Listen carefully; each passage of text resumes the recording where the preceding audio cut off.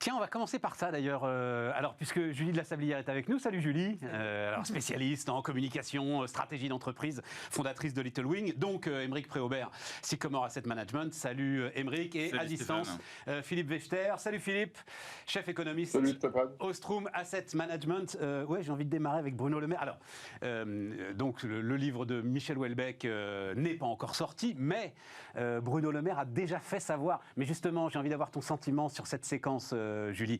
Est-ce que c'est les journalistes qui ont lu le bouquin qui se sont tournés vers lui? Est-ce que c'est lui qui a fait savoir? En tout cas, alors il y a des articles un peu partout, mais celui du Monde, et c'est là où il dit le plus de choses, Bruno Le Maire. Donc, il est donc l'une des parties d'un des héros du livre qui s'appelle Bruno Juge. Et ce qui m'intéresse, c'est que ce double, en partie double du ministre de l'économie est un type bien, c'est Bruno Le Maire qui parle, il a lu le bouquin lui, un type bien, austère, bosseur, surdoué, pédagogue, jamais cynique, capable de réciter des vers de Musset dans le texte en pleine nuit, présidentiable. C'est un héros romantique qui croit encore à l'action, place ses ambitions derrière l'intérêt général.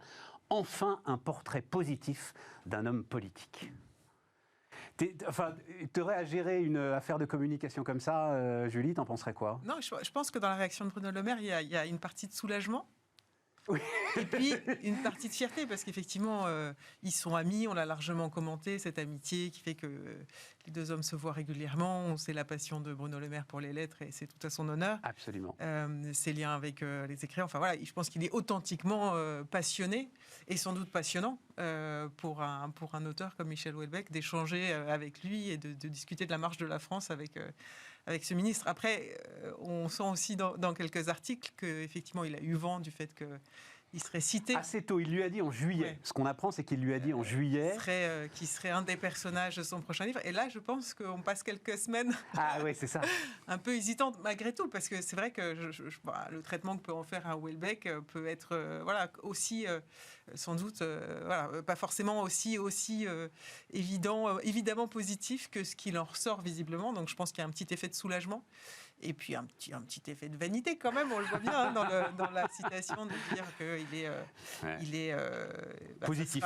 Un des plus grands auteurs. Un portrait positif d'un homme politique. Il est fier, parce que ce que dit Bruno Le Maire, c'est que Houellebecq aura au XXIe siècle la place qu'ont pu avoir, et qu'ont toujours Proust ou Balzac au XIXe siècle. Et donc il est un des personnages d'un roman qui, selon lui, restera dans l'histoire. Et ce qui est intéressant, c'est qu'effectivement, ce personnage politique, alors Bruno Le Maire en plus, dont on a dit qu'il était effectivement austère, un peu lisse, qui manquait un peu de panache, et qu'on ne définirait pas forcément comme un héros romanesque, nous en le voyant, et quand même a été un personnage de fiction dans 3 œuvres en 5 mois.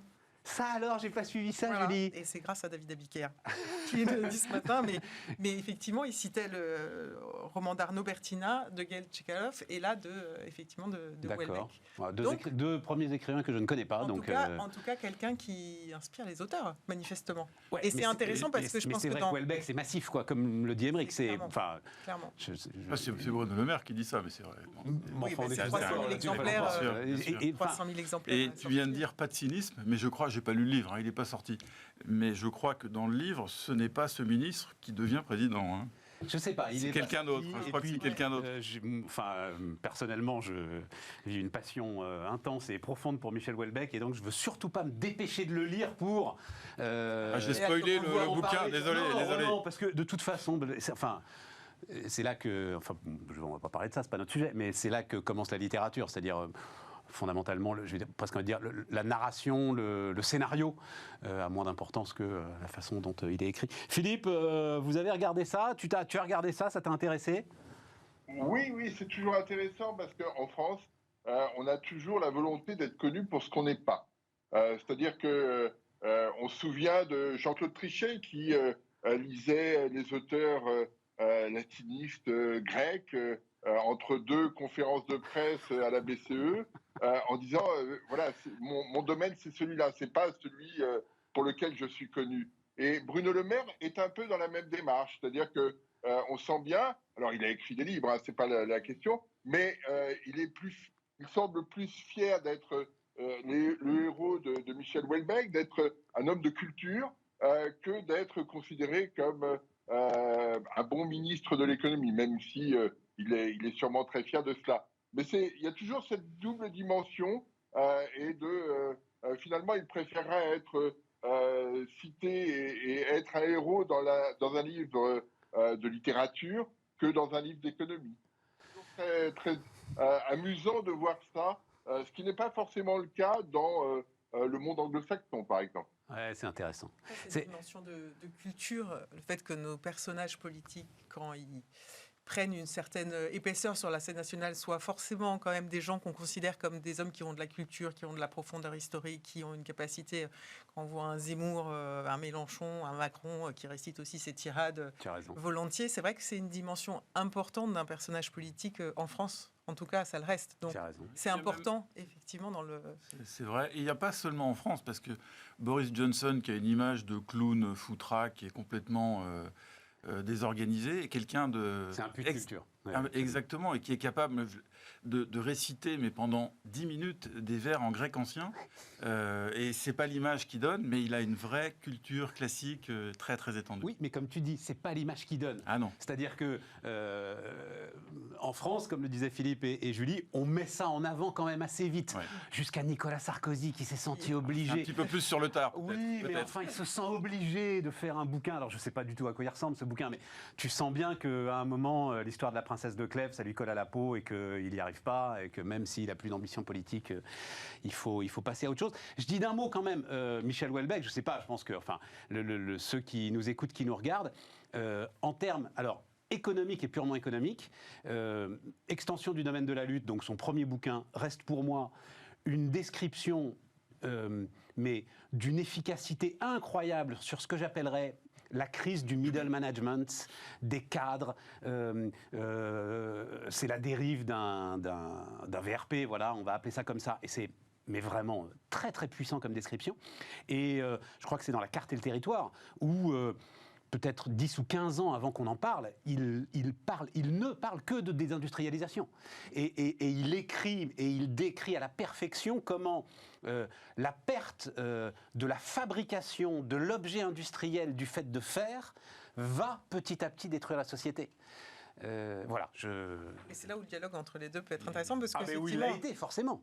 Ouais. Et son livre publié, alors il faut faire très attention à ce que je vais dire, mais juste avant les attentats de Charlie Hebdo et faisant état, là encore, c'était Soumission, ça, celui-là. Je ne me souviens plus du titre, ça doit être ça, état d'une montée progressive alors pas de l'islam radical, mais de l'islam en France. Et là aussi, c'était quelques mois avant ces événements tragiques. On va pas faire tout le truc, mais plateforme aussi. Enfin bref, tu as à chaque fois, mais vraiment en matière économique, j'ai l'impression 10 ans d'avance. Voilà, c'est ça aussi Houellebecq. On a fait le tour là-dessus. Philippe, quelque chose à ajouter là-dessus ? Ça s'appelle le talent. Ouais, c'est plus que ça. Il y a une vision. Il y a une vision de notre société. Alors, tiens, parce qu'on en parlait un petit peu hier, ça va nous amener au Covid. Il y a une vision de notre société et de la façon dont elle est corrélée en fait à l'économie. De la façon dont, et alors hier on parlait, je commence à lire des choses très intéressantes sur le télétravail qui vont bien au-delà de ce qu'on a dit au départ et qui reste une permanence, c'est-à-dire le télétravail c'est très bien pour faire des tâches un peu automatisées, c'est plus compliqué pour innover. Mais là je commence à lire des choses qui vont un peu plus loin sur une entreprise qui n'est plus justement une sorte de référent dans... référence sociale dans la construction de ta journée, voilà, je vais le dire comme ça, et où on peut être un petit peu perdu. On faisait hier le rapprochement bêtement avec l'Église, avec les syndicats, avec les partis politiques, l'entreprise, et là aussi, c'est un lien qui se dénoue, voilà, on va dire ça comme ça. Je ne sais pas si, Philippe, ça t'inspire, si tu as réfléchi à ça. Il y a une double dimension dans le télétravail. Il y a la dimension du rôle de l'entreprise comme creuset d'innovation, d'échange, de synergie. Et ça, c'est un aspect qui a été mis en avant très, très rapidement dans les discussions autour du télétravail. Hein. C'est toutes les discussions autour de pourquoi on fait une entreprise, etc. Donc ça, c'est une première dimension. Mais on voit aussi que ce télétravail laisse du temps aux salariés parce qu'il n'a plus de temps de transport. Et de ce fait-là, il peut avoir une vie à côté qui va remplir le même espace que lorsqu'il était salarié, travaillant dans l'entreprise en tant que telle. Et donc, il y a une dimension supplémentaire. C'est-à-dire que, effectivement, dans sa journée, le salarié n'est plus uniquement contraint par son déplacement, son travail au sein de l'entreprise J'entends et bien, le Philippe, déplacement j'entends pour bien, retourner mais chez lui. comme... Mais ça, c'est fascinant. Ça veut dire que, globalement, on a une capacité à organiser des dynamiques locales plus importantes, par exemple, Oui, en mais termes de... selon le slogan d'un constructeur automobile dont on va parler dans la deuxième partie de l'émission, il va falloir inventer la vie qui va avec, comme disait Renaud. Voilà, et c'est ça qui peut être un petit peu compliqué et déstabilisant. C'est là où c'est intéressant, parce qu'à une époque, il y avait des études qui avaient été faites en disant, si vous libérez du temps, que font les gens de ce temps? Et généralement, c'était un temps qui passait devant des écrans de télévision.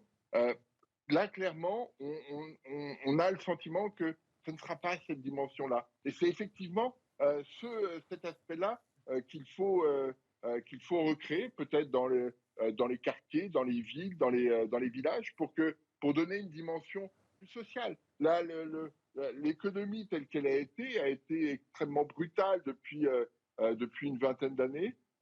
Cette question du télétravail peut donner une dimension plus humaine à chacun d'entre nous, à la fois dans son travail, mais dans son activité vis-à-vis de la collectivité. Et ça, c'est assez nouveau et c'est intéressant à souligner. Émeric ? On va pas tous finir dans le métaverse, oui, c'est Non, ça le problème. sur le Covid, c'est sans fin. C'est sans fin, oui.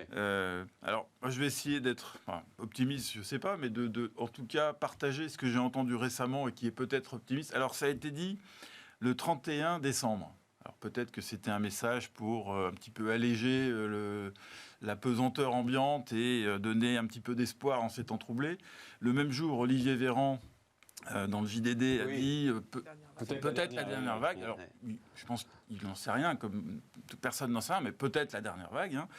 Et puis le même jour, le directeur général de l'OMS, qui est une organisation qui a été quand même extrêmement prudente depuis le début, a dit 2022 devrait être, je ne sais pas s'il devra être ou devrait être, l'année où nous vaincrons la pandémie. Ouais. Et ça, c'est assez nouveau. Alors, j'espère qu'il a raison. Et puis, le même jour, j'ai entendu le même jour qu'on allait en prendre pour 10 ans, pas 2 ans ou 3 ans. Alors, ça va un petit peu casser le moral. Mais 10 ans, un petit peu comme la grippe historiquement, c'est-à-dire quelque chose avec laquelle il faut apprendre à vivre, mais qui sera beaucoup moins létal et beaucoup moins grave que ce qu'on voit depuis 2 ans. Donc, dernières infos, prise en charge à 100% de l'activité partielle des salariés qui sera accessible aux entreprises ayant perdu 65% de leur chiffre d'affaires, contre 80% auparavant. Elle est accessible aussi à l'ensemble de ceux qui sont frappés par une mesure administrative. Hein. Et notamment, a été bien précisé que donc les bars où on ne peut plus boire debout, la chute de chiffre d'affaires ne fera pas 65%, mais néanmoins, ils auront possibilité d'avoir une indemnisation totale du chômage partiel s'ils le souhaitent. Et puis, indemnisation des coûts fixes, et ça aussi c'était important, après 50% de chute d'activité contre 65 auparavant.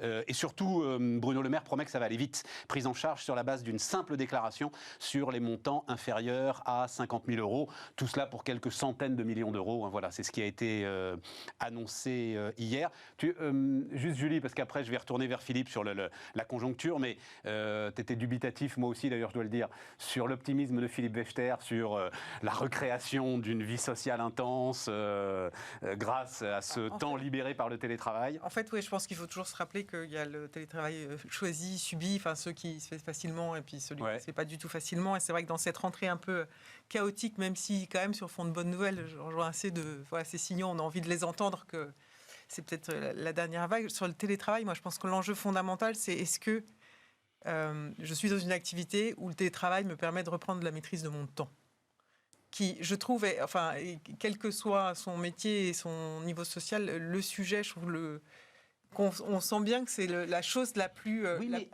importante pour les gens, et que pouvoir regagner un petit peu de marge de liberté sur l'organisation de son temps, même si on travaille autant, même si c'est lourd, même si c'est complexe, est forcément un facteur qui améliore les choses, quoi.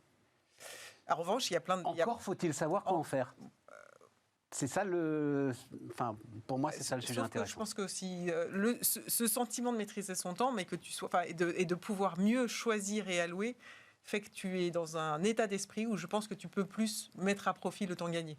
Oui, après, je comprends. Tant qu'on est on subit et c'est la contrainte et en fait on maîtrise rien parce qu'on a les enfants, parce il y a trop de complexité à gérer, ça dégage pas de marge de manœuvre et ça peut pas être une source d'épanouissement. J'ajoute perspective d'un étalement sur 10 ans des remboursements de PGE. Là, il y a un truc intéressant. D'ailleurs, je ne sais pas si ça vous intéresse, Aymeric, Julie, Philippe. On n'en parle pas assez. L'accord de l'Union européenne, c'est Bruxelles qui gère les PGE quand même. Hein. Et ils sont possibles grâce à Bruxelles. C'est Bruxelles qui, parce que c'est aide d'État, subventions déguisées ou pas, etc. Et tout. C'est Bruxelles qui dira à un moment si on a le droit ou pas de les étaler davantage. T'as un commentaire là-dessus, Aymeric, ça t'intéresse Ça m'a pas spécifiquement les PGE, mais je pense que ça illustre un élément. Je pensais qu'on allait en parler un petit peu après. C'est que l'Europe, évidemment, je suis fondamentalement un partisan, mais acharné de l'Europe, qui a créé beaucoup de bonnes choses. Et quand on voit cette polémique stupide, stérile, indigne, sur le drapeau, ouais. Alors que l'Europe, c'est 70 ans de paix, et c'est totalement honteux de dénigrer ça. Inversement, ce qui me déçoit beaucoup, c'est que mon sentiment, c'est que l'Europe intervient beaucoup, et peut-être beaucoup trop, sur des petits sujets, et très tatillonne sur des normes qui peuvent aller, c'est un peu l'anecdote sur la circonférence des camemberts, des choses.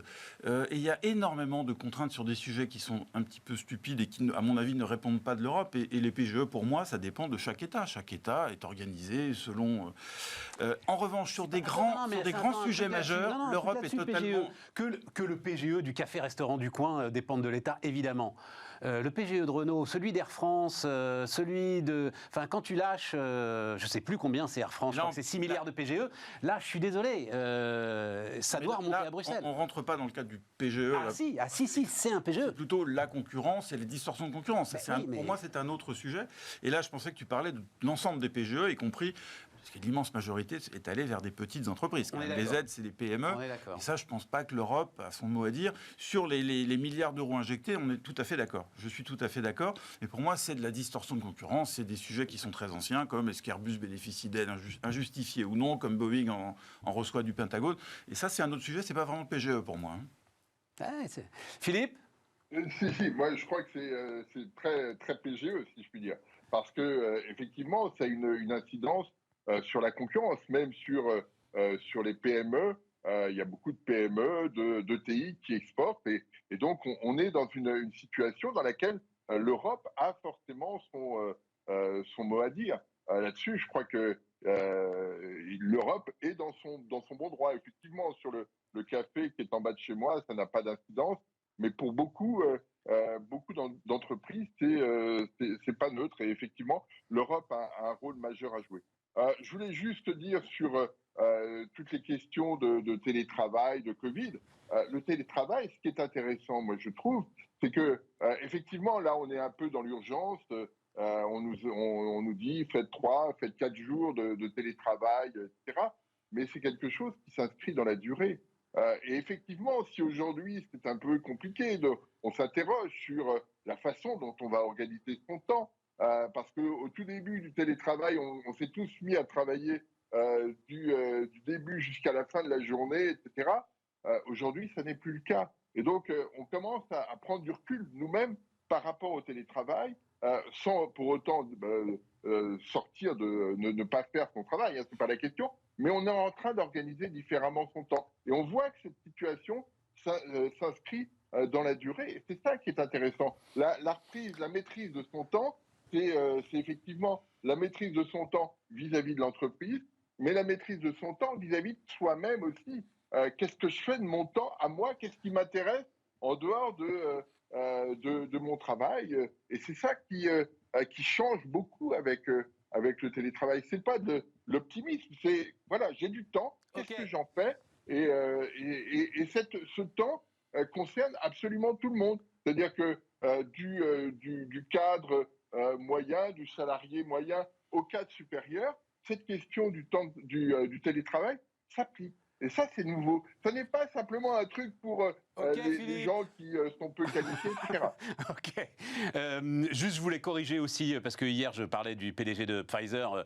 Je disais, je crois qu'il est français. Non, mais oui, mais enfin, il a un nom à consonance française, en fait, mais il n'est pas français.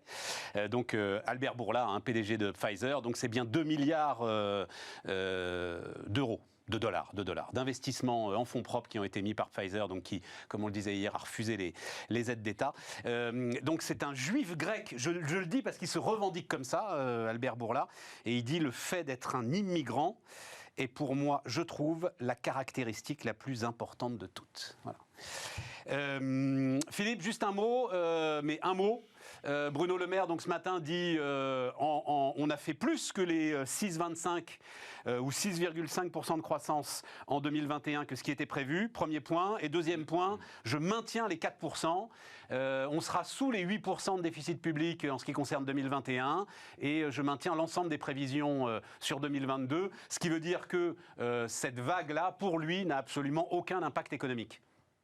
Mais, clairement, la question qui est posée est de savoir combien de temps elle va durer. Si ça dure 3 semaines, comme ça a été indiqué, l'impact sera très limité.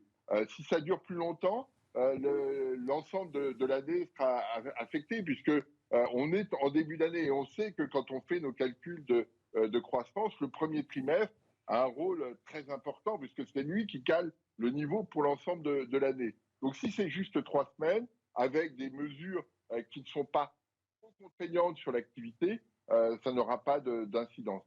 Et puis, il faut se rappeler qu'avec l'année qu'on a connue en 2021, l'acquis de croissance, c'est-à-dire le point de départ pour 2022, est très élevé. On est à 2,2-2,3% d'acquis de croissance. C'est-à-dire que si on ne fait rien en 2022, si l'activité reste étale, on aura 2,2% de croissance. C'est énorme. Et donc, après, effectivement, l'activité normale va rajouter 1,5, 1,6, peut-être un peu plus. Et c'est cette dimension-là qui va être intéressante parce que ça va conditionner ce qu'on va faire en 2023. Vers quelle tendance on va converger sur la fin 2022 et en 2023 en faisant l'hypothèse qu'effectivement, la crise sanitaire progressivement s'estompera. Et alors, Bruno Le Maire, je l'écoutais ce matin, il était sur RTL, il s'est même un peu énervé face à l'ensemble de ceux qui disent bah oui, mais alors c'est normal, on a plongé de je ne sais combien, donc c'est normal qu'on rebondisse. Il n'y a aucune gloire à retirer de tout ça. Et donc il dit mais quel est le pays en Europe, ou même si on prend la Grande-Bretagne, qui a récupéré d'ores et déjà la richesse qu'il avait avant le Covid? C'est la France, c'est que la France. Et c'est pas l'Italie, c'est pas l'Espagne, c'est pas l'Allemagne, c'est pas la Grande-Bretagne. Vous le suivez là-dessus, Philippe? Absolument. Le triomphe absolument. des Keynésiens, c'est ça, hein, Philippe? Exactement. Et ça me réjouit. Émeric, un mot là-dessus, parce que c'est vrai que tu dis, bah, quand même, les gars, belle perf, et tout de suite la réponse c'est, mais non, c'est parce qu'on a plus plongé que les autres qu'on rebondit plus fort. En France, on veut toujours critiquer systématiquement tout. Il faut reconnaître, et j'avoue, que cette crise a fait changer les esprits en termes d'orthodoxie budgétaire, dont j'étais partisan, c'est pas que je l'avoue, je le dis. Et effectivement, face à cette crise, mais tellement profonde, tellement nouvelle, je pense pouvoir dire que ce qui a été fait par le gouvernement est ce qu'il fallait faire.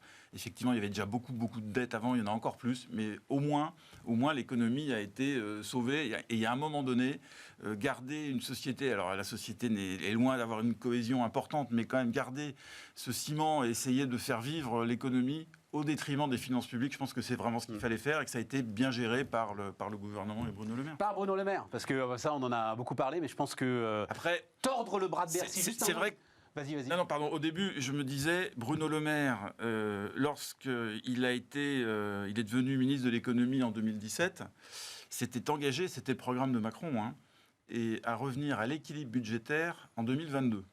C'était une des promesses de l'époque. Ce qui n'avait pas été fait, je crois, depuis Giscard, en fait. Oui, voilà. 74, absolument. Et à l'époque, je l'avais interrogé en disant mais est-ce que c'est possible? Est-ce que c'est une énième promesse de campagne? On sait, la prose versus la poésie. Et il a dit on va vraiment essayer. Bon, effectivement, on en est loin, mais il s'est passé tellement de choses qu'on ne peut pas évidemment l'accuser. Et je pense que ça a été très bien géré. Ouais.